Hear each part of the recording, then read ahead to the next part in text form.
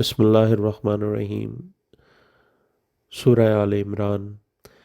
جس دن کچھ چہرے روشن ہوں گے اور کچھ چہرے سیاہ ہوں گے، تو جہاں تک ان لوگوں کا تعلق ہے جن کے چہرے سیاہ ہوں گے، یعنی وہ کون ہیں؟ جو مخالفین مولا علی علیہ السلام ہیں، ان سے اللہ کیا کہے گا کہ تو جہاں تک ان لوگوں کا تعلق ہے جن کے چہرے سیاہ ہوں گے، ان سے کہا جائے گا کیا تم نے اپنے ایمان کے بعد کفر کیا؟ تو اب عذاب کا ذائقہ چکھو، اس لیے کہ تم کفر کرتے رہے تھے۔ یعنی وہ مخالفین مولا علی علیہ السلام ہے، تفسیر معصوم ہے اس آیت میں۔ اور جہاں تک ان لوگوں کا تعلق ہے جن کے چہرے روشن ہوں گے، تو وہ اللہ کی رحمت میں ہوں گے، وہ اس میں ہمیشہ رہیں گے۔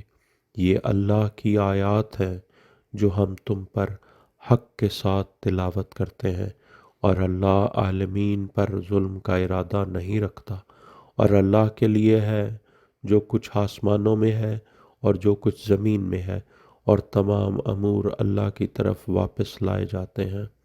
اللہم صلی علی محمد و آل محمد وجل فرجہم ولانا اعدائہم اجمعین۔